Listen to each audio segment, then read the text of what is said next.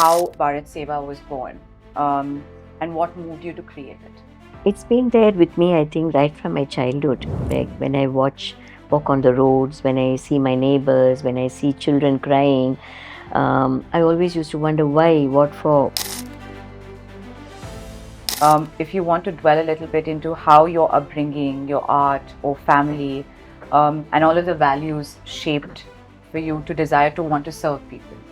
See, our lives were so simple. Right. At that point, taking 40 years back, 50 years back, 60 years back, I think everybody was there for each other. I mean, neighbors, we used to visit each other. The kids used to come here, we used to go there. There was a kind of a community life that is missing today. I think through Bharata Seva and Sankalpam, that's what we want to give back. How does faith and spiritual practice guide your work with Bharat Seva? I've been a Krishna Bhakta. I'm a Krishna Sevaka, rather. So I think everything, we have no claim to anything on this earth. We didn't make anything, we didn't bring anything, and we don't take anything. We don't have even 1 inch of land that we can claim as ours.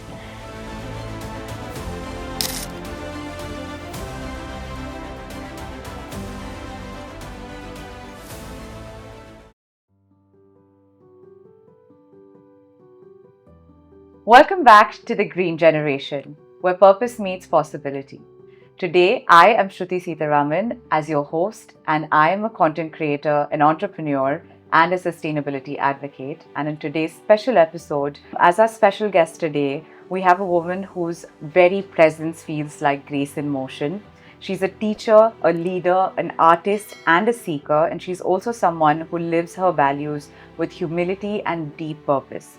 Mrs. Lata Rajnikant has quietly been shaping lives through Bharat Seva, an initiative grounded in Sankalpam or intentional service for the nation's spiritual and social awakening. Thank you for gracing us at the podcast today. Thank you. We are truly honored, and I know your kindness here just doesn't reflect with you showing up today, but also actually serving the people truly for the people. So thank you.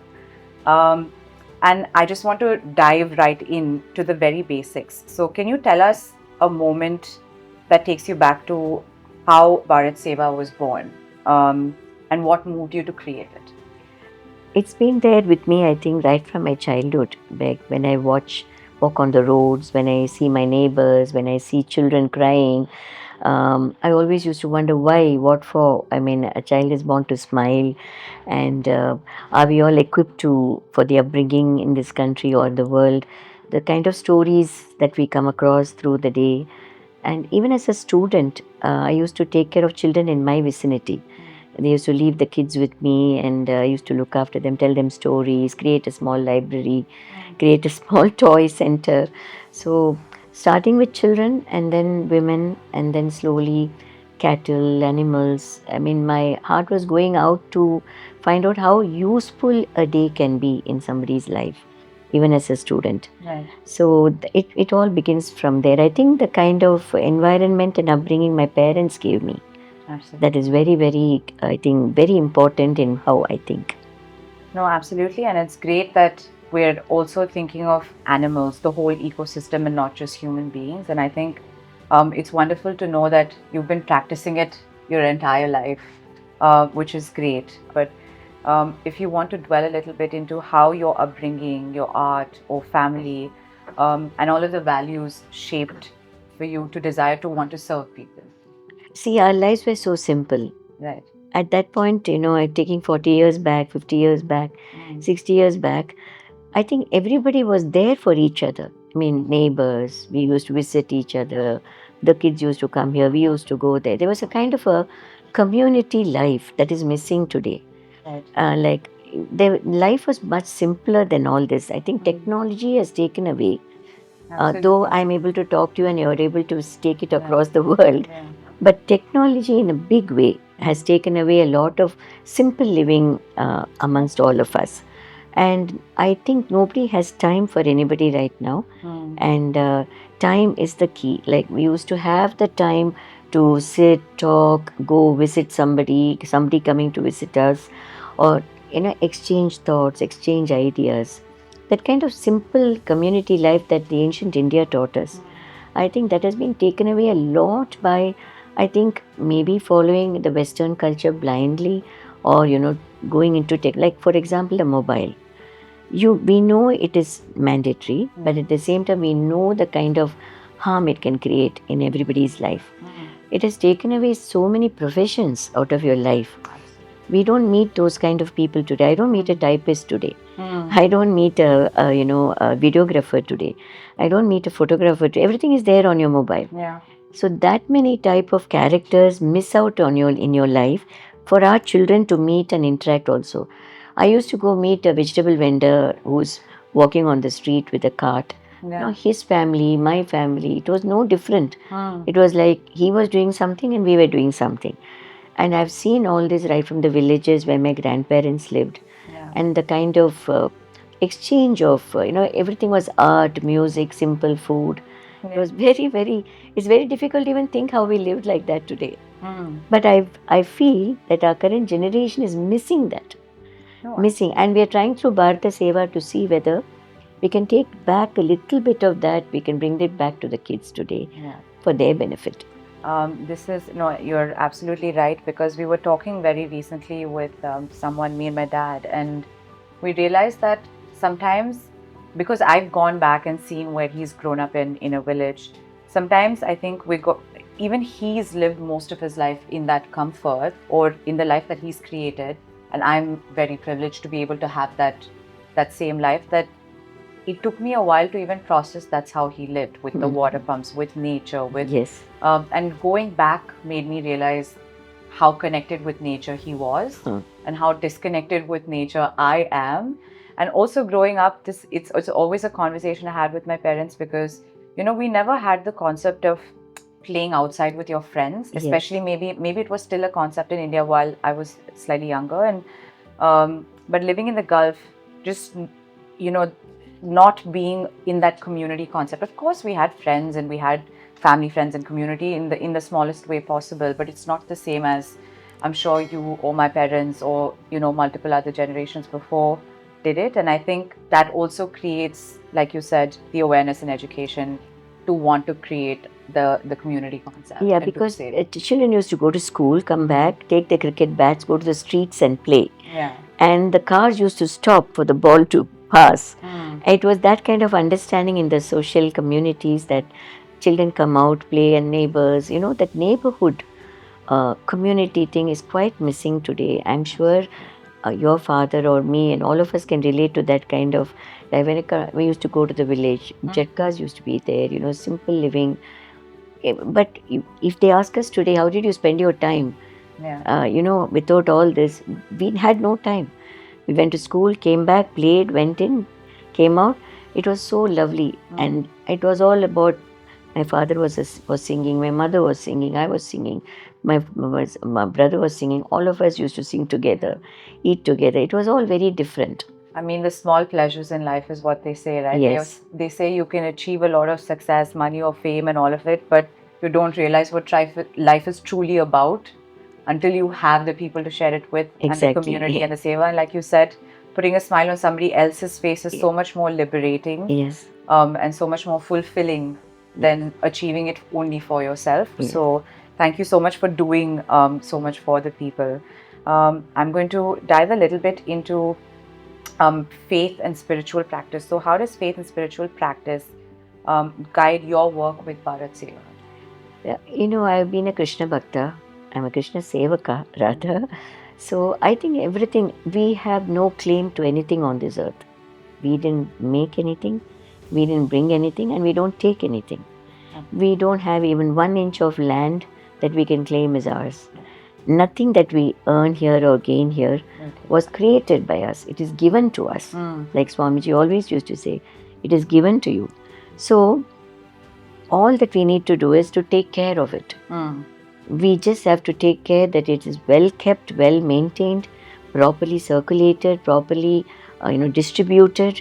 And then in that, if God has placed you in a situation where you can help so many people or spread it across to so many people, I think that was the lesson that every guru gave, even a king in our country. Right.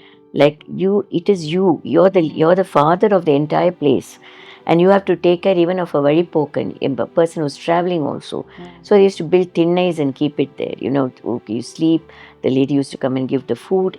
That was the kind of country that we were. Where are we today? Yeah.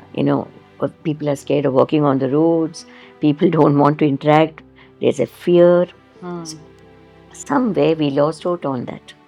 I think through Bharata Seva and Sankalpam, that's what we want to give back. And as you asked me, I think it's Krishna's Seva. All that you're doing is nothing big. All of us have to come together Right. and do something substantial for everybody else who's in a little more need than us. Yeah. That's all we need to do. No, absolutely. Help the people in need. And they always say a sustainability development goal is also to bridge that gap between Yes. people who need and And people I who have. strongly believe that if you make a world comfortable for children, Right. if you make a country, a state, a street worthy enough for a child, then it's worthy for everybody. Absolutely. Because it's a child who looks up to you and understands, what are you doing to me? I mean, am I walking on the right road? Am I going to the right place? Am I getting the right education? Am I getting the right medication? Am I safe? Can I trust this? All that depends on whom? It depends on the adults. Right. Now, we have to give a world that is safe for the child, which is safe for everybody, like you have in medicines, not meant for children, Right. which means it's not meant for anybody. So, actually, that's what it means. But as you grow older, there are different norms that they practice for everybody. So, I think we must make the world safe for children. Okay. And talking about that, what does Seva mean for you in your everyday life? Everything that comes to your doorstep, every call that comes to you, every help that is coming into your life, Yeah. see what you can do. If you can't do, get people to with you to do it. Link people. Get everybody needs a direction. It doesn't mean everyone has to give the money alone. Right. It's also the resource. It's also the contribution. Like I have a team of doctors who are willingly serving people Right. who come for medical assistance. So you need a team of lawyers. You need everywhere people who can think, okay, a little bit of mine can be given. It should become a little less commercial in terms of everyday living. Fair enough. And I think that's so profound to think of, like you said, it's not necessarily in terms of contributing for money. It's contributing for the resource, your Yes. involvement. Yes. That's what's most important in wanting to create the community concept and wanting to be part of doing Seva. And I think that's a beautiful thought for people to understand that every little bit counts. So do your bit. But I also want to ask you that, are there any practices like a prayer or silence or mantra that sort of helps you keep you grounded, or that helps you when you feel like you need something a little bit extra? I think it's an everyday process. Satsangam is an everyday process. Right. You just don't go whenever you require. It should be part of your living. Because where do you get your energy from? I mean, you get it from the supernatural. Yeah. The energy has to come from something bigger.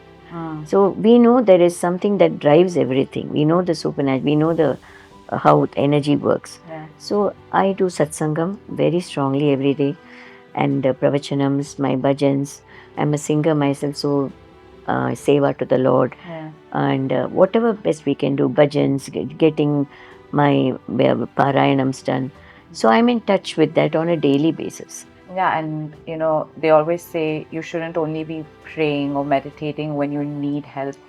It's an everyday practice. Yes. It's a lifestyle. It's something that you should inculcate as part of your routine. Yeah. And in fact, be even more grateful and pray more and be, when things are going good, that's when you need to pray, like you said, for that cosmic energy to guide you. Yes, exactly. That's when you need it more Yeah. than when you actually think you're in need of it, which is great. It's an everyday practice, it seems like, for you, and that's great to know. What I want to ask you is, can you share a moment or interaction that deeply touched you during all of the Seva work that you have done, something that stood out for you? Every child who reaches out to me, who comes back and gives a little smile, and they bring a small toy from their world to gift me. Cute. In the small Krishna, they know I'm a Krishna Bhakta. Yeah. So every child whom I've reached out to, or been of little help to, either medically or education wise, everybody who's in touch with me, Mm. when I see that response back, Mm. I feel I'm in touch with some satsangam again. It's the Lord's world, and there is somebody there who's smiling. I mean, I think of Dwaraka, I think of Ayodhya, I think of Mathura, I think of Gokulam.